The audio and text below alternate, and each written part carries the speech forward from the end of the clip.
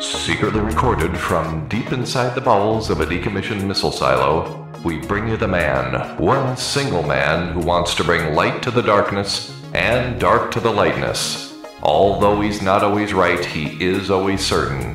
So now, with security protocols in place, the protesters have been forced back behind the barricades and the blast doors are now sealed.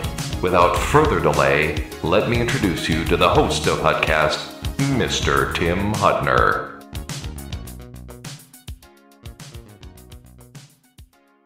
Thank you, Sergeant at Arms. You can now take your post. The views and opinions expressed in this program are solely those of the individual and participants. These views and opinions expressed do not represent those of the host or the show. The opinions in this broadcast are not to replace your legal, medical, or spiritual professionals. Welcome to HuttCast. Today on HuttCast, we're going to dig into the newest national debit clock. It is 5/7/2023. A little late today. Had to go out and do some things, which didn't include snow shoveling. Kind of rainy yesterday, but it was a nice day to just get out and not sit in the studio. So, we're taking an in-depth look at the U.S. National Debit Clock, its history, purpose, and 5 key points that will help you understand its significance. We'll delve deeper into the mechanisms of the clock and how it became an iconic symbol of the Americans' financial health. Stay tuned. We'll be right back. Need a quick, healthy boost to start your day? Try Superfuel. Superfuel by Casmo is loaded with vitamins and healthy ingredients that will give you a quick, healthy boost. Make Superfuel a great-tasting, low-calorie addition to your daily regimen.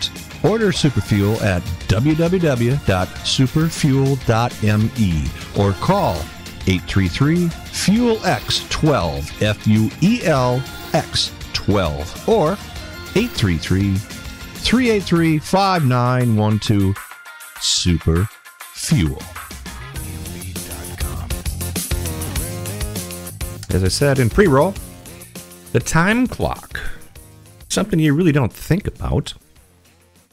I mean, not everybody thinks about it, but you got to kind of put some eyes around this and you put your head in the game a little and talk about this thing because it's kind of a real deal.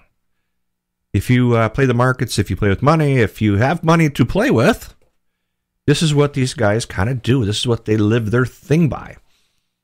If you jump on the HuttCast website for Facebook, or as I like to say, Hatebook, you'll see a link. And this link is incredible. This thing has things about things for things of things. I don't even know how to explain it all, but there is so much to do on this clock. And I'm looking at this going, really? This thing is that screwed up where it's marketing and then watching everything on this system as far as what it is? And I mean, let's start at the beginning here because you got to kind of understand this here.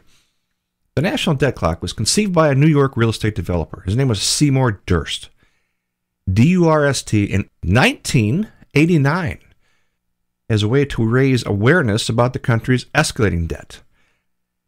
Located at the intersections of 6th Avenue and 42nd Street in Times Square, the clock has captured the attention of millions of people from all over the world. Over the years, the clock has gone under several updates, including the addition of new features and digital marketing makeover to keep it with modern technology. Now, I did some homework on this Seymour Durst, and no pun intended, but we got a Polish clock in Times Square because this guy came from, Poland, with his father's business, and he just kind of, of course, you got to go with your parents, right? This guy, this inventor, this real estate guy, had this idea to say, you know what? Well, first of all, if you're in Manhattan, you're putting this up there, you got some clout in the city. And this guy must have some clout. I'm sure Trump knows him.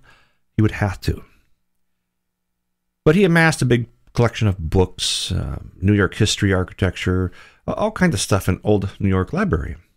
Now resident of Columbia University, Durst is also remembered as the inventor of the national clock, which, I'm reading off his bio. billboard size electronic display. So he was born in 1913. In 1995, he's no longer with us, but the clock remains. Let's think about the clock here as just what it is in history. So why did Durst come out and say, hey, we should really watch what we're spending here? I mean, most people do that except, some people who vote for a living. And he said, we should kind of watch this because this thing's just going to keep adding and adding and adding. Today's show is all about the keeping up and trying to not keep the $31 trillion debit going. And, everybody says, well, how can we pay that back? We ain't paying that back. If you're under the illusion that this is ever going to get paid back by anybody in our families, you're confused because it will never, ever get paid back. I don't care who it is. You'd have to have 100 years of Trump in there and him doing his deals and him cooking the books and all this stuff that he does because that's what we hired him for. That's what most people hired him for. Kind of a narcissist, but he's still he was a businessman. He wanted to put our country back on track with number one. First way I agree with him, yes, absolutely right. Is he a politician? I don't think so. Ronald Reagan was an actor, did a great job, one of the best presidents we've ever had. Kind of the history there of the national debit clock. I would want you to see this. So what I did was I put a link up on the Hatebook site. Take a look, log into it, and look at all the cool stuff. Now, this is real time, guys. This ain't, we're going to see it, we're going to maybe see it, no. This is all real deal. This is all the whole, what it's doing every second of every part of every minute of every second. I mean, it's a clock. It's real time. And I'm going to open it up here in my computer, and it's going to be, okay, what do we got here? Go to my main page, click into it. Oh, here it is. Okay. The U.S. debit clock. Set clock debits. So world clock debits. All right. So if it's an actual U.S. debit clock website, and it has, well, it's an org. So it's at usdebitclock.org. Check it out. Go through the world debits, the other debit. It's just got everything, and it's just incredible amount of stuff. U.S. national debt, $31.732 trillion, 336, and counting up from 198, 240. You can't even do the last of those. 3, 6, 9, 12, 13, 14 digits in this national debt. U.S. federal spending official is on there. The debt per citizen. Oh, here's a good one for you. Debt per citizen, $94,972. Debt per taxpayer, $247,766. So in 1960, we had almost a 53 debt to ratio, GDP ratio. In 1980, it was 34%. 2000 was 58%. And again, you can all open this up and read it, look at yourself. And now it's 120.34% debit to GDP ratio, gross domestic product. I'm no mathematician as far as the guy to talk to about that. No, I have a hard enough time keeping track of my own pennies to rub together. But to go with big time like this is incredible to watch. And none of these numbers are dropping. What I'd like to know is what they were doing when Trump was in. That would be very interesting to see that.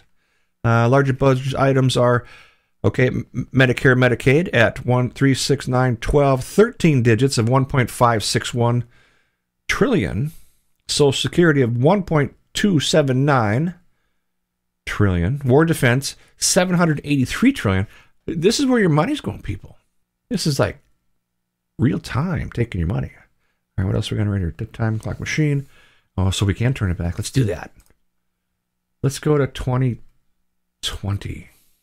Oh, yeah. Let's check this out. National debt, 26 trillion instead of 37 trillion. Cost per citizen is 80,000. Debt per taxpayer is 220. Oh, yeah. You can do this like all over the place.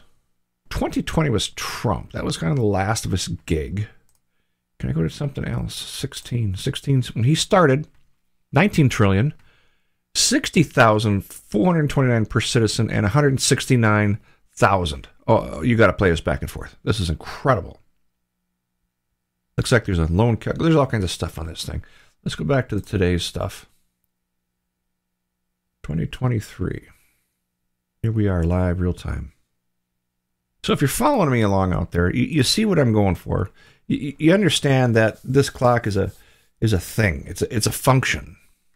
The national debt clock is not only displays the current gross federal debt, but it also breaks it down into two components: public debt and intergovernmental holdings. Public debt refers to the money owed by various entities such as individuals, corporations, and foreign governments, whereas intergovernmental holdings represent the debt held by federal trust funds and the other government accounts.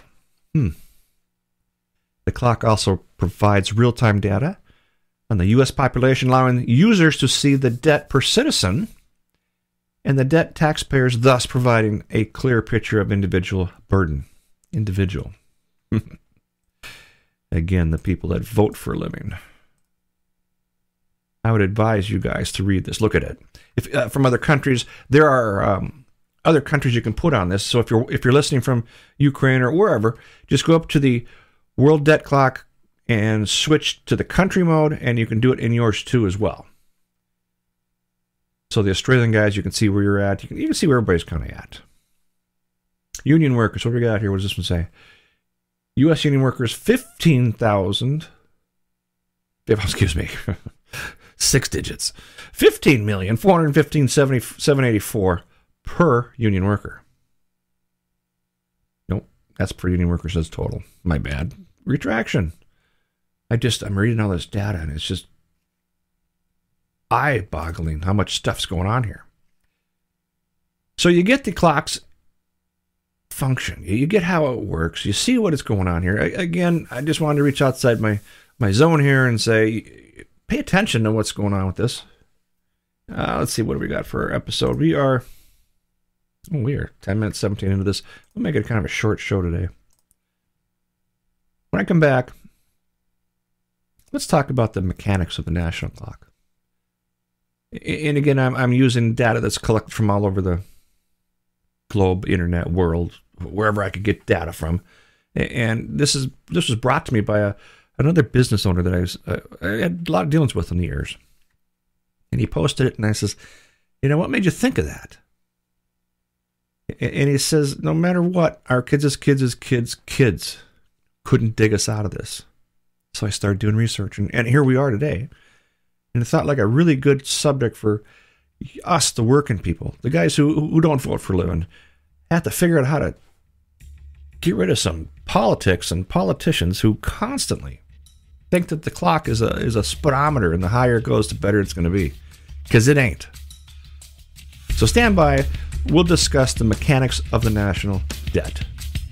Hang tight.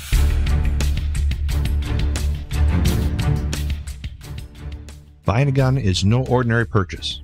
Whether you're a hunter, competitive shooter, or self-defense is your priority, there are many kinds of guns and many kinds of training programs. You use your brain all the time. You will rarely need to use your gun. Before you find yourself in a situation where you need to make a critical decision, make sure your training is the best you can get. It could be the difference between life and death, or freedom or detention. For the best quality training, check out permittocarry.us. If you live in Minnesota or Wisconsin or even Florida, give Gene German a call, 612-388-2403. That's Permit to Carry US. Or call Gene German at 612-388-2403.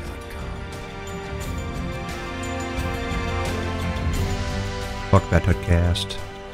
National debt, the national debt clock. I told you when we come back, we're going to do some mechanics of the debt, what it means. Well, the national debt clock occurs as the government borrows money to finance various programs and initiatives, ranging from defense, infrastructure, social security, healthcare. The government issues treasury bonds, notes, and bills to borrow the money from investors, both domestic and international.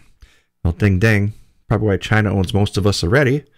From domestic and international, When While some levels of debt is necessary for a thriving economy, excessive national debt can lead to higher interest rates and reduce private investments and increase reliance on foreign creditors.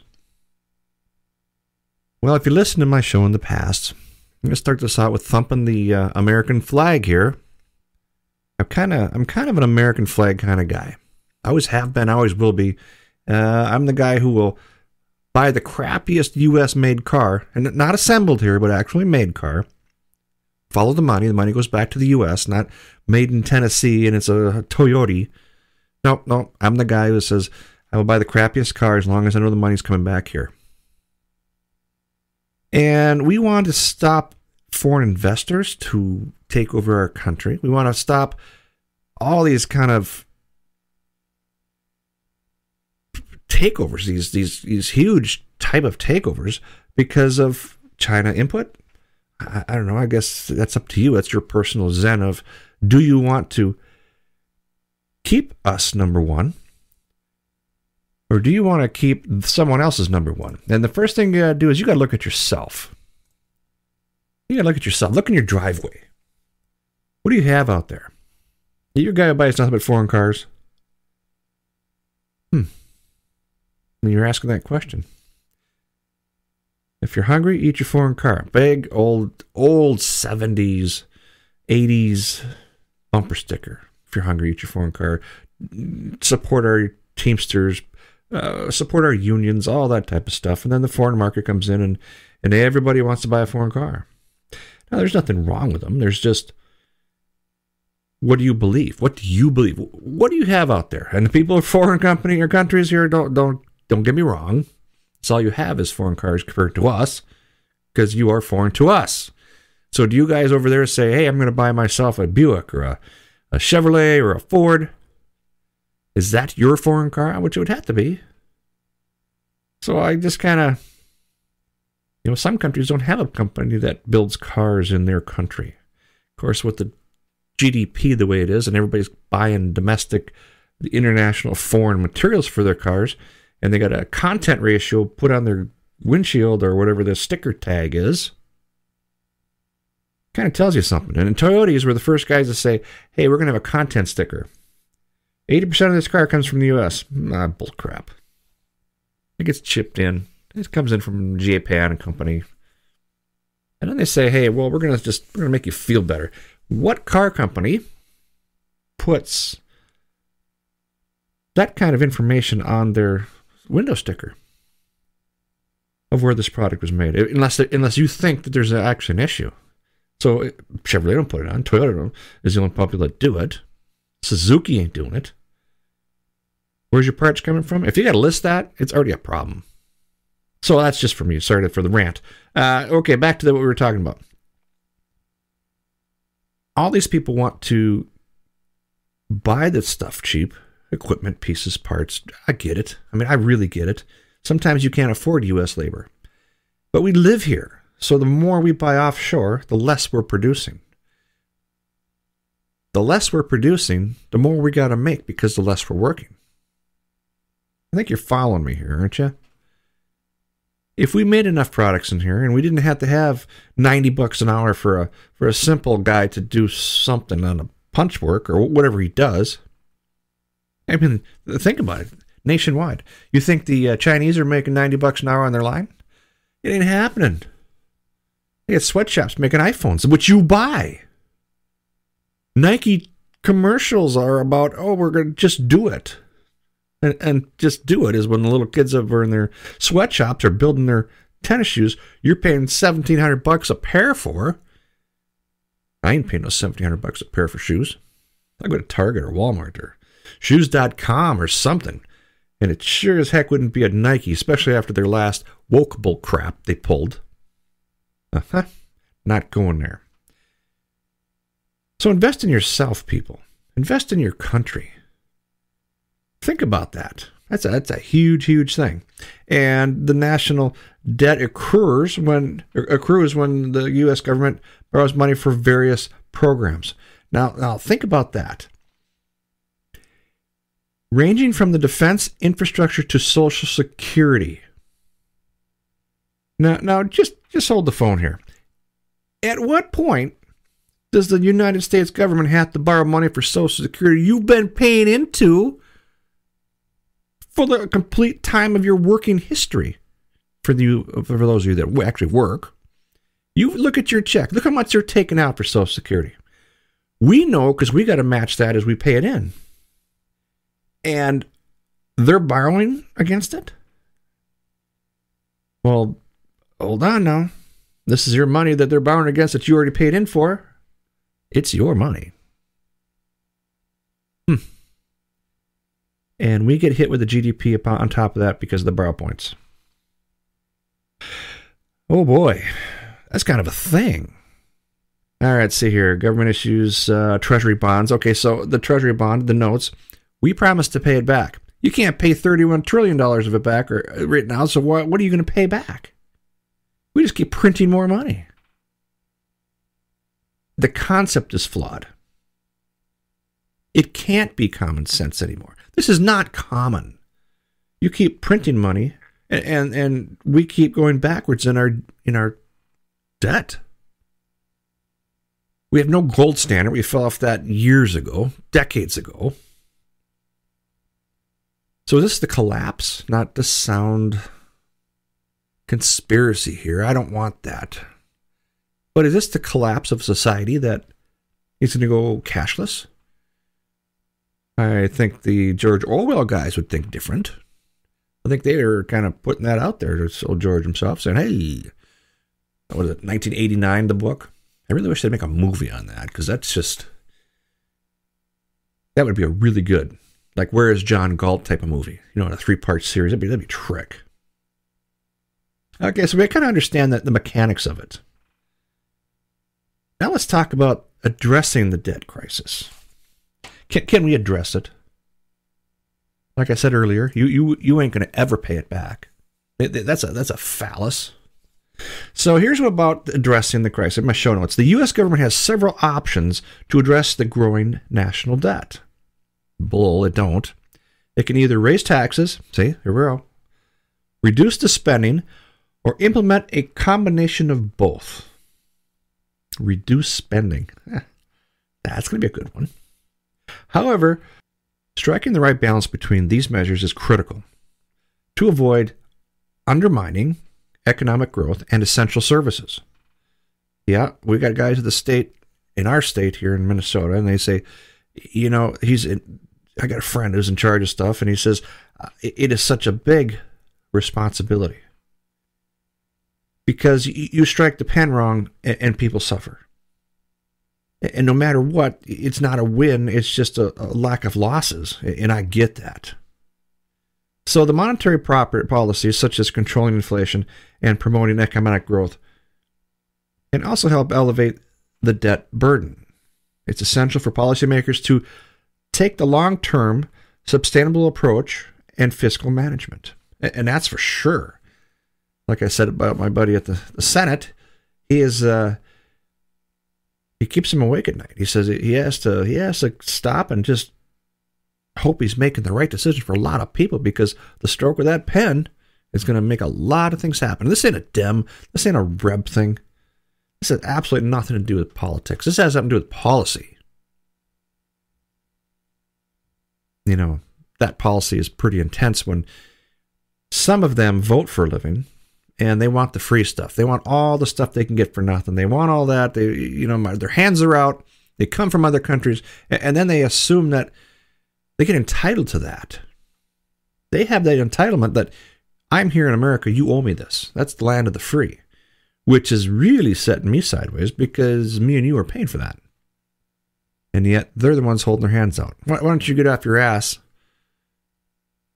Get off whatever you're doing. Get out there and do your job. Do a job. Yeah, I don't even know what to say about that. Let's see. Look here. Back to my show notes. Long-term percentage price. Yeah, we got that covered. The debt clock as a timeless symbol. Well, it's not exponential. It's linear. So timeless, yeah. I mean, it's forever until the system collapses and Everybody has got the gold standard, and it won't be a gold standard, it'll be a lead standard. So when everything collapses and everybody's running around with like the Wild West, and if you want something, you kill for it or take it. I don't even know. I'm just like, this doesn't even make any sense half the time. So the national debt clock has evolved into more than just a financial tracker. It has become the enduring symbol of the United States' fiscal health and a constant reminder, too, of the needs of responsible economic policies. Like I said earlier, it's policy, not politics. Over the years, the clock has sparked countless debates on national debits, its implication in political solutions. Its presence in the Times Square ensures that it remains a prominent fixture in the public eye, driving conversations about future and the challenges in which lie ahead. Boy, there's a lot there. There's a lot about that sentence. I can't even begin to tell you what's in my head. The enduring symbol. Let's look at how this is broken down. Again, this is all in my show notes. It says, of the United States. Well, the clock itself is a kind of on everybody, all the countries. If you go through all the financial hookups and say, okay, Australia, what do you got? It's kind of a neat thing. You need responsible economics. Yes, you need certainly responsible policies. You know, again, like that senator I said previously, he lays awake at night wondering if there really is, and how he can not, hurt the people. It's a heck of a burden to have. Over the years, the clock has sparked countless debates, I can only imagine, and its implications. I don't know about the politics as far as what you can talk about for potential and solutions. I don't know how to solve it. I don't think anybody knows how to solve it. I can't begin to think of how you could solve it, but you got to try. You just can't keep printing money. So that's kind of about the fifth element here about the clock debate and its symbols. What else we got here? Take personal responsibility, people. Focus on you. Focus on what makes sense. If your household makes sense to not waste funding and all this, hey, go for it. But remember, look in that driveway. If you're the guy who's got 500 Toyotas, don't speak too loudly. Even though they say they're made here, they're assembled here. All right, what else we got? That's about it for now. I mean, we're like into the session. What do we got here in my scanner? 15 minutes in a section. Thank you for tuning in to HuttCast. We hope you enjoyed today's episode, and it has given you a deeper understanding of the U.S. national debt clock and its vital role in our society. Join us next time when we continue to explore the most captivating topics of our age. And don't forget to subscribe and share HuttCast with all your friends and family. So until next time, peace, thank you.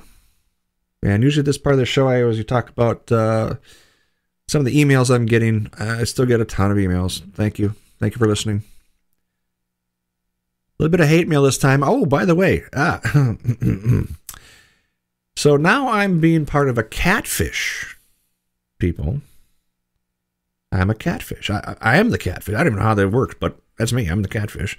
All these gals, and they take all these pictures of their busty women parts, and they're all out there, and they're like, hey, handsome, hey, I'm a 50-something-year-old fat guy with no hair.